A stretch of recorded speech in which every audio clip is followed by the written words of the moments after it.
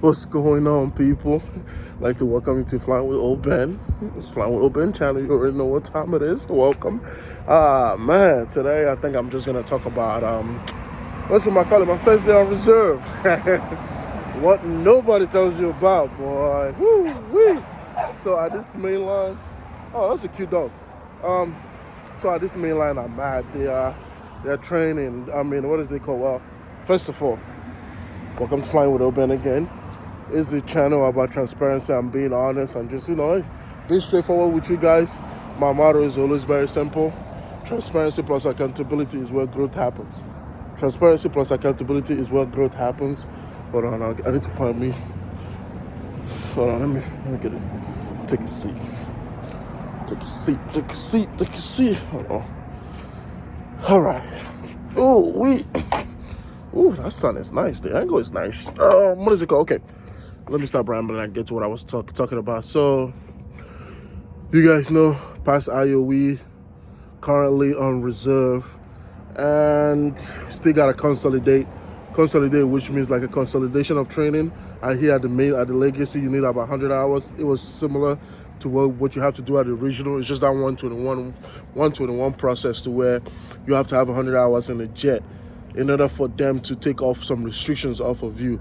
So 100 hours means it's like an FAA required thing. Means that if you have 100 hours in the jet, they trust you a little bit more. Some restrictions, you can fly into certain airports, but when you are below 100 hours in the jet, you can't fly into certain airports. They have restrictions, certain tailwinds you can't land in, certain gust factors you can't land in. The captain has to take the landing, but at the end of the day, it's really up to the captain's discretion. Of course, as a crew, you guys have conversation about it. What did you think? How you feel about this captain? And you guys are just honest. And that's one thing I like. That's one thing I like and enjoy about, flying for this legacy is like, there's no egos in the cockpit. Hey, you know what? I'm not comfortable, you take it. Or, I'm comfortable, let me try it. But of course, it'll be there with me kind of thing. But, yeah.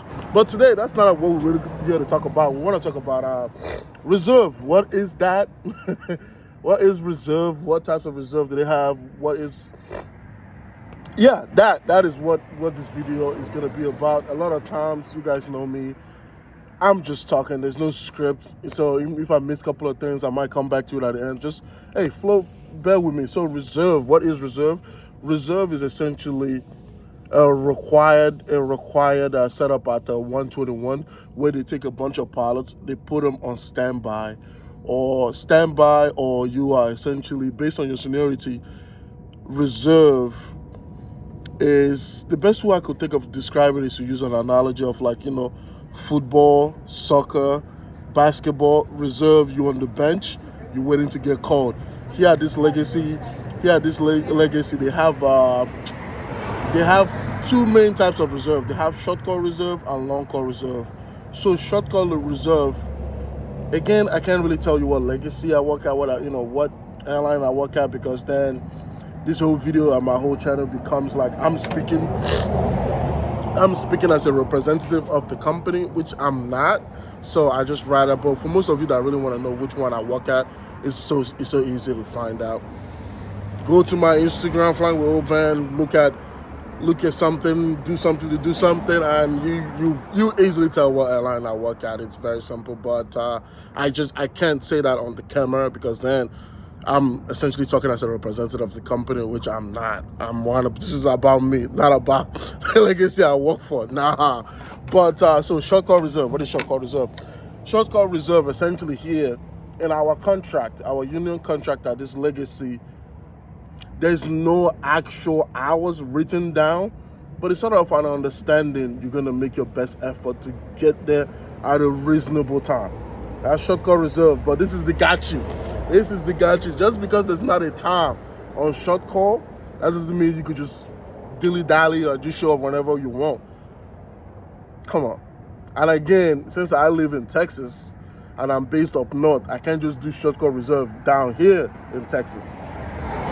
You see what I'm saying? So essentially for me personally, I go short call reserve is about 2 to 4 hours of call out if you really want to look at it that way, depending on where you are, but you got to be close by the airport.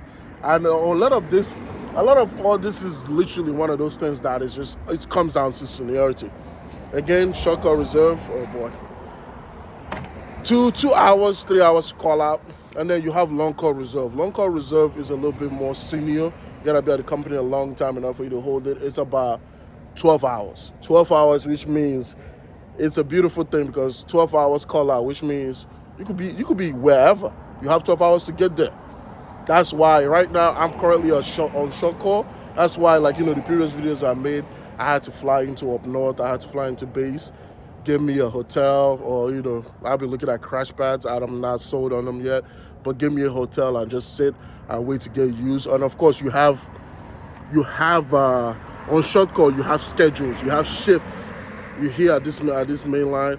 The first shift is 2 a.m. So you go for 14 hours. So you start at 2 a.m. You are done about 4 p.m. And then you have another one at 5 a.m. from 5 a.m. till 5 p.m. They could call you anytime between that. So technically 7 p.m.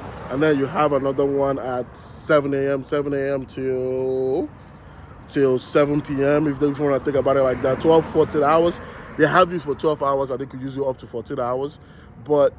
And then you have another one starting at, what is it called? Another one at 9 a.m., another one at 11 a.m., which means that constantly there's always somebody on reserve, essentially, in case if they need that. But, yeah, that's, I just want to update you guys of what, where I'm at the legacy of my dream right now. Like I always say, seniority is everything.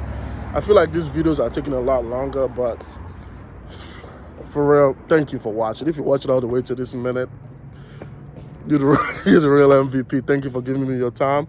And yeah, keep the questions coming. I'm going to do the best to answer all of them as I can. But yeah, I think that's pretty much it on reserve.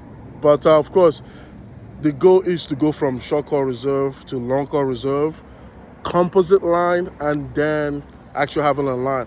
Actually having a line means your days off are set. You have an actual schedule. You know where you're going and all that. Short call reserve, long call reserve, your days are set, but they give you the minimum days off, which is usually 12 days out the month, and that's all you get. But yeah, I'm gonna stop rambling now. I'm like almost at 8 minutes. I'm not trying to keep these videos long, but for real, thank you for watching. I really appreciate you taking the time to click on the video. You're not welcome to like, you don't got to, but yeah, I just talk to you guys about, those of you who are really curious about the pilot life and what it's like and all that. But yeah, keep leave your questions down below. I'm gonna try to make videos on it. But yeah, thank you for watching. Of course, transparency plus accountability equals growth. Transparency plus accountability is where growth happens. Transparency plus accountability is where growth happens. Catch you guys on the next one.